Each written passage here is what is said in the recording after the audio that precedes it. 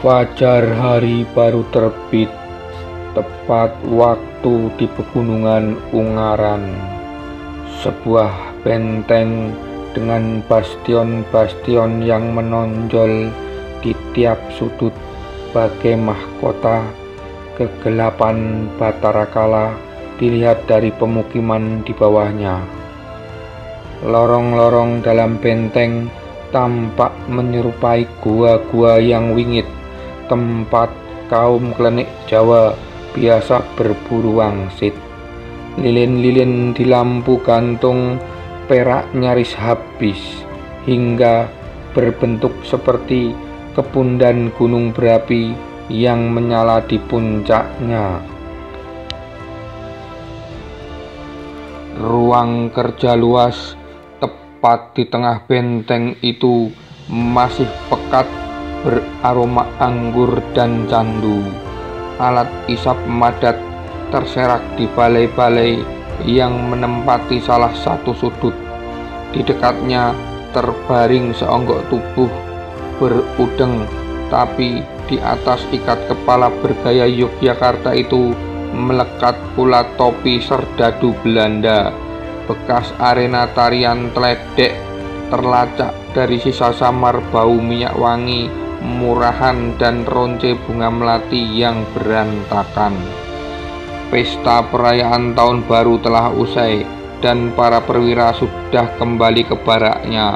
Di ruangan itu hanya tinggal tuan rumah dan tamu-tamu istimewa. Sosok berbadan kekar yang teler itulah salah satunya.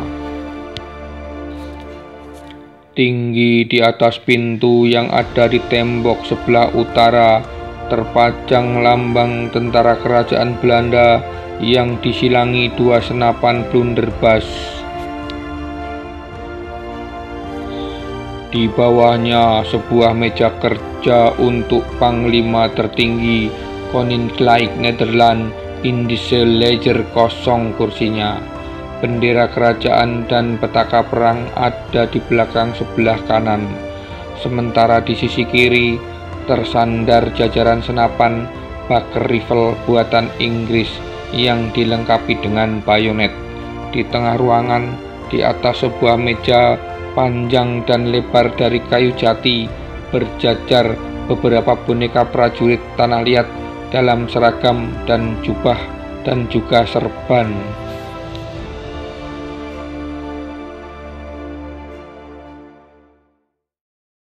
Arkia. Dengan langkah agak terhuyung, seorang lelaki memakai baju surjan dilapisi jas beludru berpelisir emas dengan ikat kain bermondolan yang diberi pelipit satin kuning kemilau dan berhias berlian di bagian depan. Tiba-tiba menghantamkan tongkatnya pada salah satu boneka prajurit yang serbannya berwarna hijau dan berompi warna-warni. Di luar jubah putihnya, diiringi suara keretak keras, boneka itu pecah. Turkiyo, kata Danurejo lagi.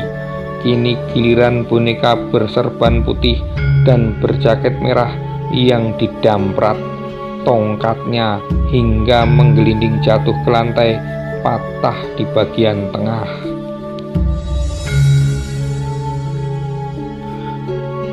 Bulkiyo.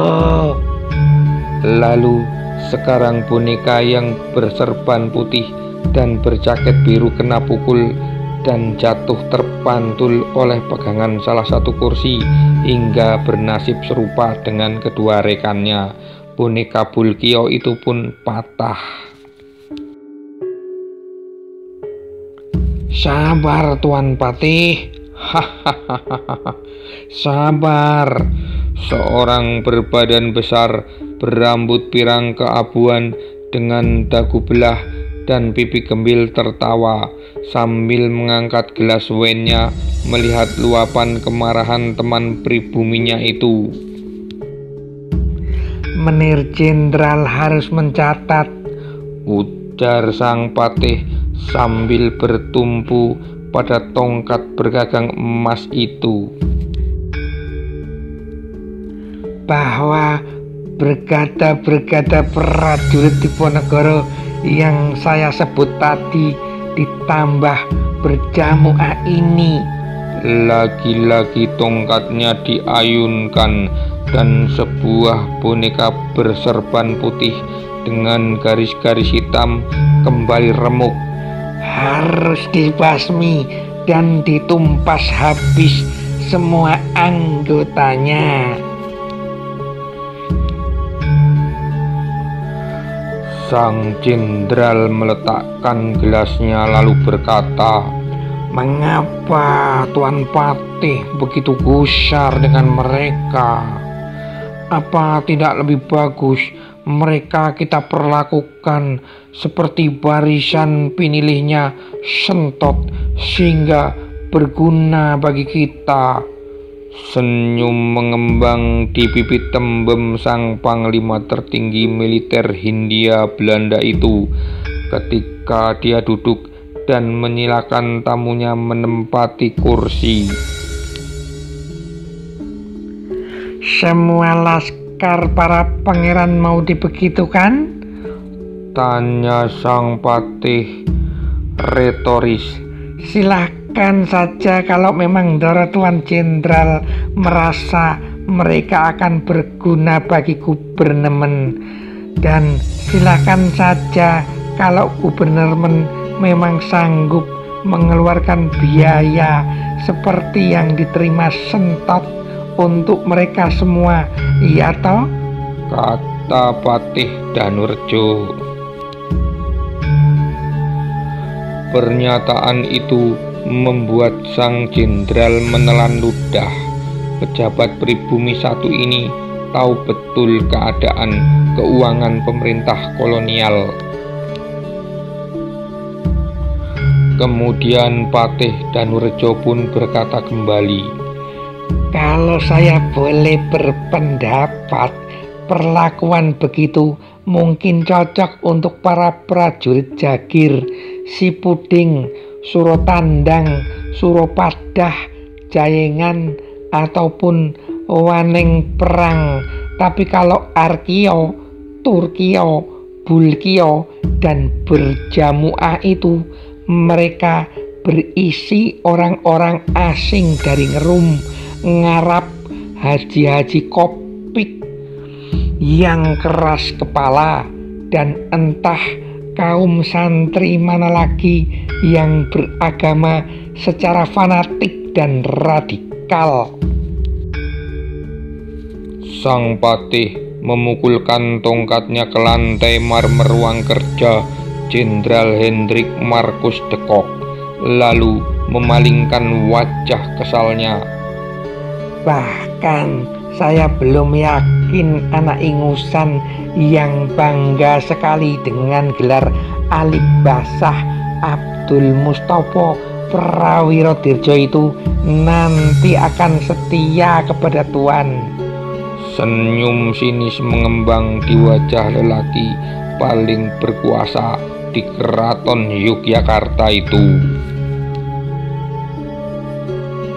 "Sabar Tuan Patih, Sentot punya kesempatan untuk membuktikan loyalitasnya nanti. Kami akan mengirimnya untuk memerangi pribumi fanatik di tempat lain," kata Jenderal de Kock. "Oh iya, jadi bagaimana kabar keterlibatan orang-orang asing ini?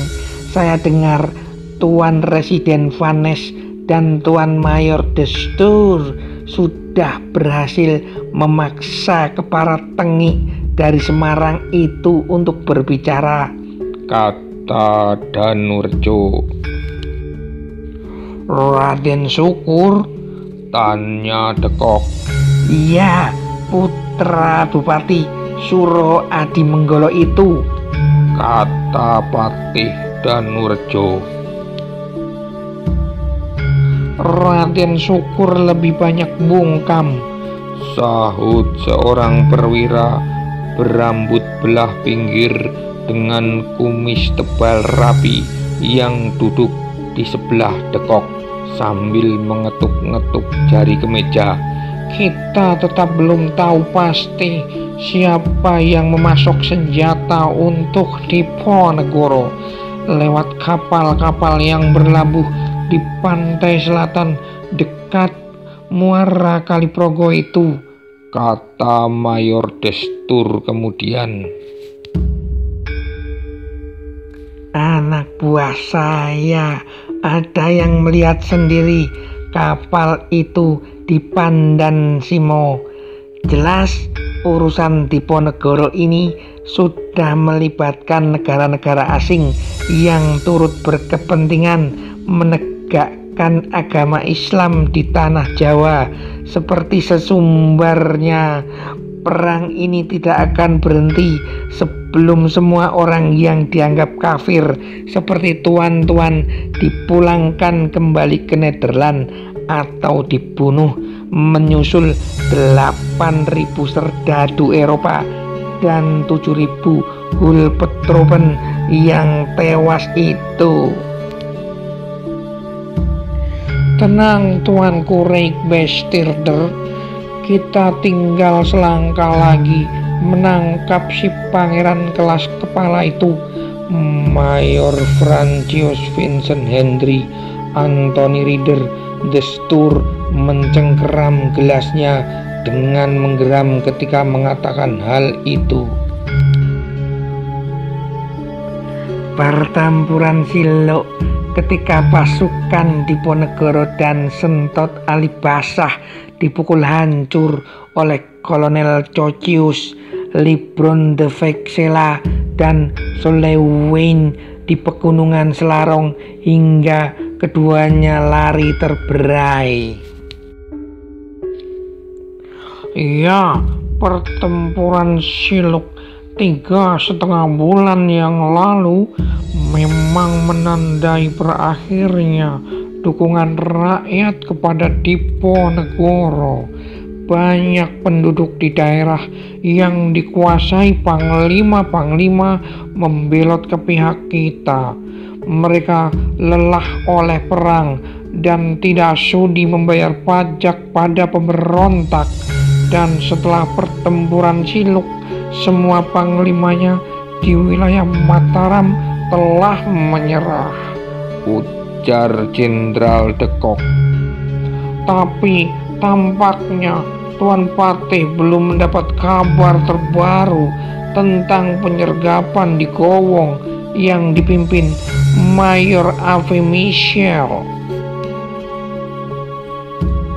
Danurejo pun menjawab, yang saya tahu sampai sekarang Diponegoro belum tertangkap dan bebas berkeliaran di Bagelen Barat, yang penduduknya bahkan para bangsawannya dari trah keluarga Danurejo Yudonagoro amat setia kepadanya, kata Danurejo agak kesal. Tapi dalam penyergapan di Gowong yang bertepatan dengan ulang tahunnya yang ke-44, dia nyaris tertangkap, sahut Desturs. Dia sampai terjun ke jurang dan bersembunyi di antara rumput gelagah, meninggalkan beberapa ekor kuda, peti berisi busana perang suci, juga bahkan tombak Kiai Rondan kesayangannya. Mayor Michel melaporkan dia tinggal ditemani 2 abdi panakawan saja. Dekok pun berkata, pasti dia menganggapnya pertanda buruk dan merasa sangat sedih. Danurejo kemudian berkata, pulung kemujuran orang ini masih kuat tuan-tuan, sahut sang patih. Tapi kabar dari Tuan Desturs cukup membuatku senang. Aku membayangkan bagaimana penderitaannya sekarang yang harus lari dari hutan ke hutan, menyusuri medan berat perbukitan di musim hujan. Aku ingat bagaimana sombongnya dia dulu ketika kediamannya di Tegalrejo, punya ratusan pekerja dan perlu 60 tukang hanya untuk mengurusi kudanya saja. Het is gewoon in kwestie van tijd, Tuan Patih.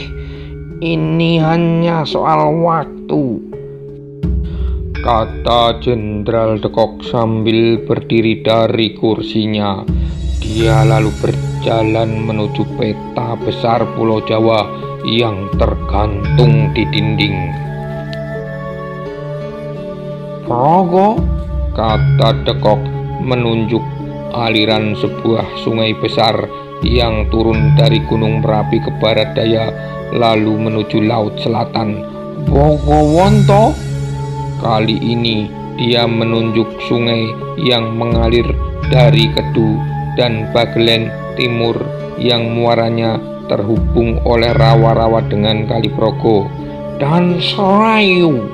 Lalu sebuah sungai Nun di barat Banyumas.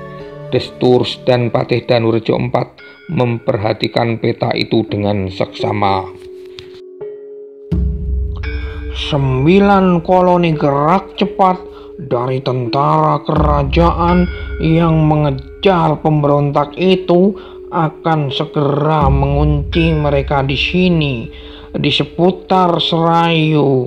Patih si Sultan palsu, yakni Raden Abdullah, juga kedua keponakannya yang menjadi panglima tangguh, yakni Raden Basah Abdul Kamil Mertonegoro dan Raden Basah Abdul Mahmud Gondokusumo telah kita dekati, dan aku berharap sebagaimana Sentot mereka akan segera menyerah. Ladang pembantaian yang kurencanakan ada di sekitar Menoreh, tepat di antara aliran Progo dan Bogowonto, kata Jenderal de Kock.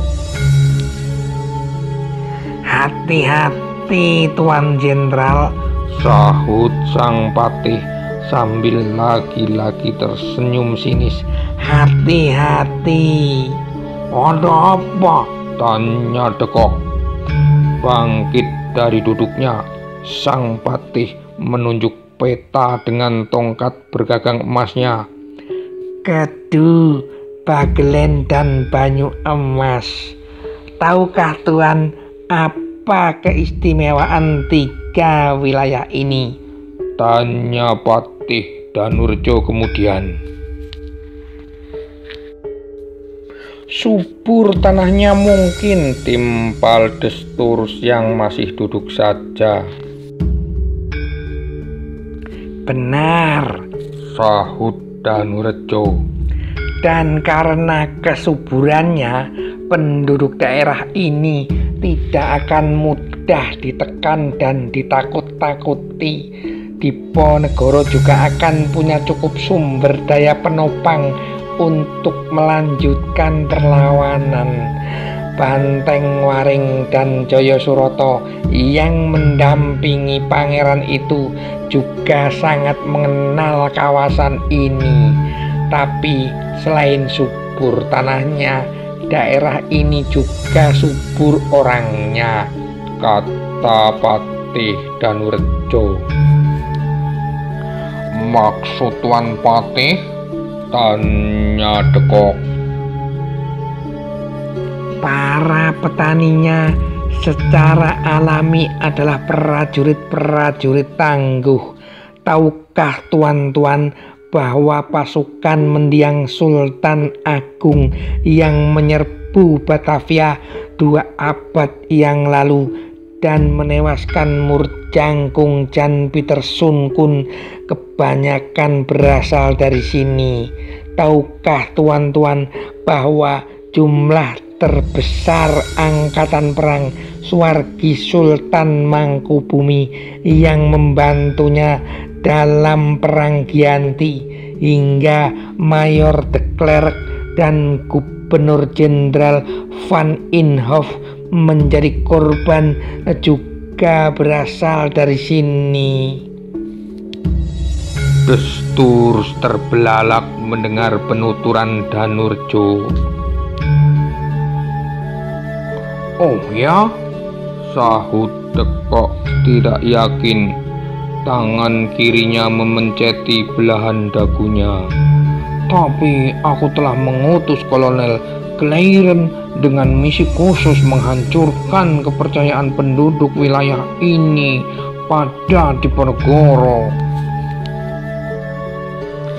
Kemudian Danurjo pun berkata kembali, "Apa Tuan Jenderal yakin itu cukup untuk membuat mereka mau menyerahkan Diponegoro hidup atau mati?" "Godverdomme Tuan Patih, kamu telah mulai membuat saya jengkel." Danurjo meringis lalu membungkuk bersembah sambil berdiri dengan masih menggenggam tongkatnya. "Maafkan saya Menir Jenderal, tapi sejak pertempuran Siluk di mana Tuan mengumumkan akan memberi hadiah 20.000 gulden bagi siapapun yang bisa menyerahkan Diponegoro hidup atau mati, tak satu pun orang Jawa menyambut seruan itu. Tak satu pun. Saya sangat sangsi ke depan akan ada yang berubah pikiran," kata Danurjo kemudian.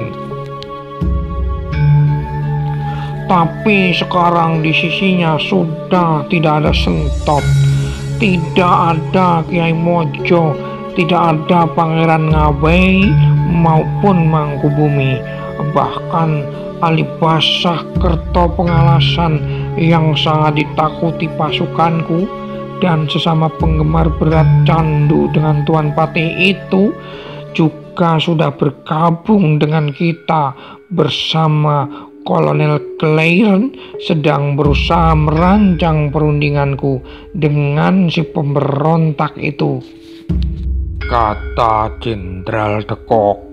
"Perundingan? Apa saya tidak salah dengar?" kata sang Patih Danurjo sambil memicingkan mata dan meletakkan tangan kirinya di belakang telinga. "Godverdomme Tuan Patih, biarkan kata itu dulu menjadi istilah di antara kami sebelum aku punya istilah yang lebih tepat untuk menggambarkan siasatku," kata Jenderal Dekok. "Apa Tuan Komisaris Jenderal Lubus sudah menyetujui langkah Tuan ini? Negosiasi, kata Patih Danurjo. "Bajingan tengi kamu Tuan Patih, lancang kamu orang. Kamu orang tidak punya hak sama sekali untuk ikut campur urusanku dengan Dubus.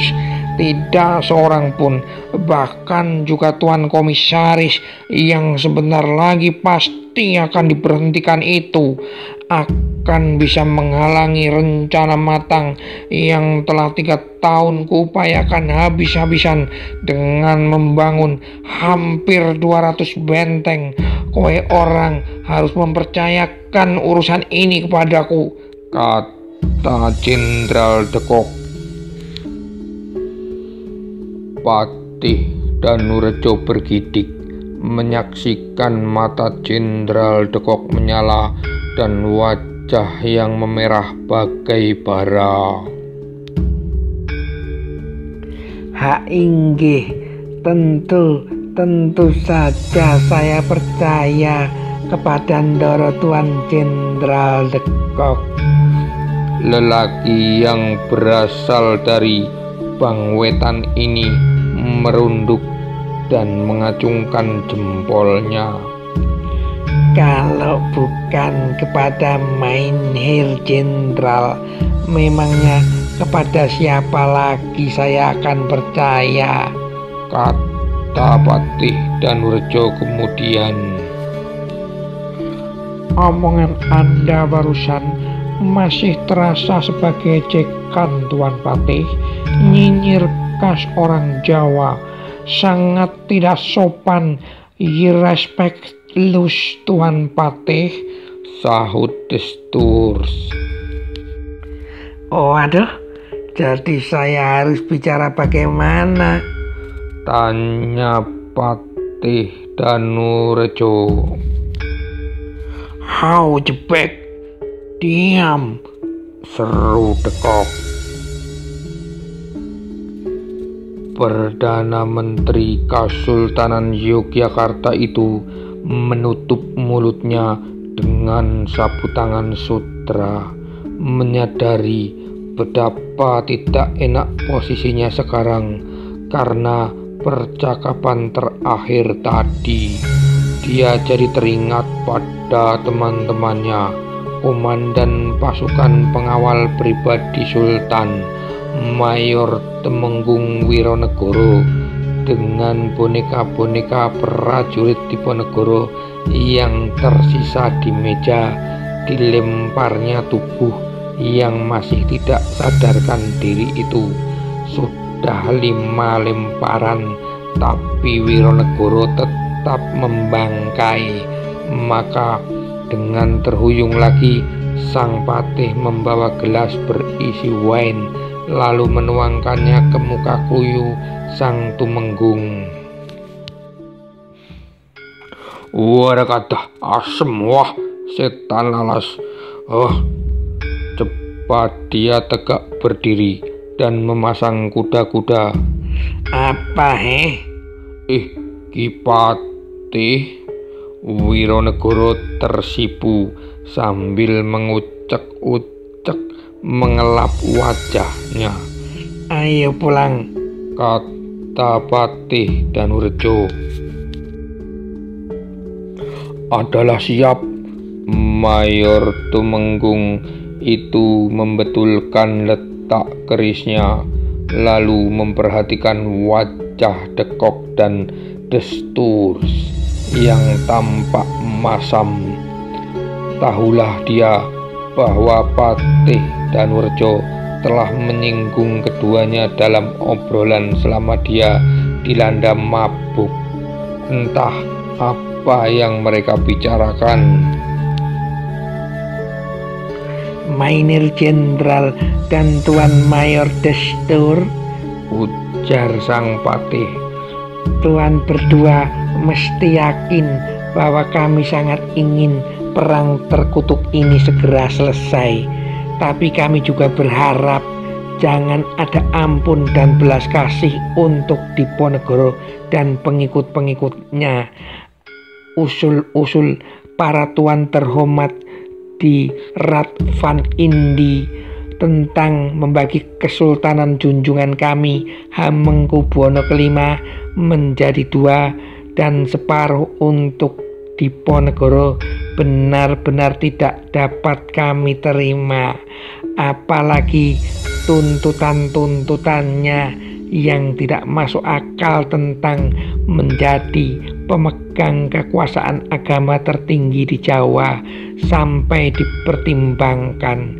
Ini penghinaan besar untuk Kesultanan. Bahkan Sunan di Surakarta pasti turut tersinggung pula. Benar sekali tuan-tuan, sambung Wironegoro membiu. Atau jika makin merepotkan, bagaimana kalau Kesultanan Yogyakarta dihapus saja, lalu seluruh wilayahnya dirampas dan diperintah langsung oleh Batavia, seperti yang dulu dilakukan Gubernur Jenderal Dendles pada Banten, Cirebon, dan Ostok. Waduh, seru Danurejo. Warakadah, kata Wironegoro. Destur tampaknya hendak menggoda kedua pejabat tinggi itu dengan pertanyaannya, meski sebenarnya usul semacam itu bergaung juga di Radvan Indi terlebih 4 tahun lalu ketika Residen Surakarta saat itu, Magilla Frey, dengan dukungan Residen Jepara Van Hak dan Jan Isaac van Sevenhoven mengusulkan aneksasi seluruh kesultanan untuk dikuasakan langsung direk bestur di bawah Gubernur Jenderal. tuan-tuan sekalian, saya bercanda, kata Destur sambil tersenyum menahan tawa melihat wajah pias Danurejo dan mimik muka ketololan Wironegoro. Mainir Jenderal de Kock bukan pendukung gagasan se-ekstrim itu. Danurejo pun berkata, jadi soal usul saya tadi bagaimana, Dorotwan? Saya akan catat itu, Mainir Rijksbestuurder, timpal de Kock yang mulai reda kejengkelannya. Satu lagi, jika diperkenankan, Menir Jenderal, kata Patih Danurejo. Apa itu, kata de Kock. Saya punya urusan khusus dengan beberapa pejabat perang berbangsa asing di antara pengikut Diponegoro, Basah Nur Kandamnya Bulkio dan sahabat-sahabatnya. Sang Patih mulai menghitung dengan jemarinya.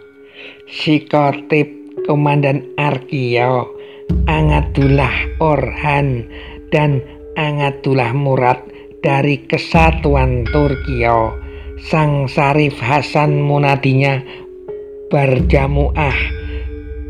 Jadi jika mereka tertangkap, jadikan mereka sebagai bagian saya, kata Patih Danurejo. Para Canisari terakhir, desis Mayor Destur. Iya, mereka semua harus mati hanya oleh Kanjeng Kiai Purbaniat ini, ujar Patih Danurejo sembari meraba hulu kerisnya yang terbuat dari kayu tayuman sambil menggeram. Perlahan dia memiringkan lambang kekuasaannya itu dari posisi kelabang pinipit di pinggang belakang hingga warangkanya yang terbuat dari kayu timoho terbaik berpelet kendit terlihat oleh de Kock. Tuan Danurejo hendak membawa perang ini ke urusan pribadi, tanya Jenderal de Kock. Destur pun berkata, rupanya Tuan Patih belum melupakan sakit hati pada pria muda yang telah memikat hati putri kesayangannya. Tuan Mayor Wironegoro pasti juga ingin membalas dendam pada mereka yang telah mempermalukannya di arena grebek 5 tahun lalu, ujar Mayor Destur terkekeh-kekeh. Sang Patih hanya memencongkan mulutnya, sementara Wironegoro mendengus tertahan sambil meremas hulu pistol flintlock sharp model tahun 1760 di pinggangnya. Iya, juga supaya bisa mengawini janda salah satu di antara mereka yang istimewa itu, sambung Destur lagi. adalah siap, sahut Wironegoro spontan. Ih, malah keceplosan. Maksudnya bukan itu kok. Anu gimana? Tenang Tuan Wironegoro, saya juga berminat. Hahaha. Kuda destur. Waduh, Hei, lagi-lagi Patih Danurejo IV memukul kepala Tumenggung Wironegoro. Tidak lama kemudian, setelah berbasa-basi, pamitannya mendapat anggukan setuju dari Jenderal de Kock. Kedua pejabat tinggi keraton Yogyakarta itu undur diri. Patih Danurejo berjalan setengah menyeret selopnya. selamat tahun baru tuan-tuan. Semoga damai segera turun ke bumi. Saya akan menyusul segera untuk pindah markas besar ke Magelang demi segera mengakhiri perang ini. Tapi saya masih harus menunggu sebuah kabar dari Batavia atau dari Nederland atau dari Tuhan. Lepas de Kock mengantar tamunya ke pintu. Ah, saya tahu kabar gembira itu, sahut Wironegoro tiba-tiba sambil tersenyum lebar dan menjentikkan jari hingga berbunyi. Sepertinya Tuan Jenderal akan diangkat jadi Gubernur Jenderal dengan kuasa penuh, sehingga tidak perlu berdebat dengan atasan yang menjengkelkan seperti Tuan Komisaris Dubus. Hush, Danurejo menyikut temannya itu. Adalah siap, desis Wironegoro sambil melirik ke arah para tuan rumah. Jenderal Hendrik Marcus de Kock, panglima tertinggi tentara kerajaan Hindia Belanda itu, hanya tersenyum dengan semburat merah jambu tampak di pipinya.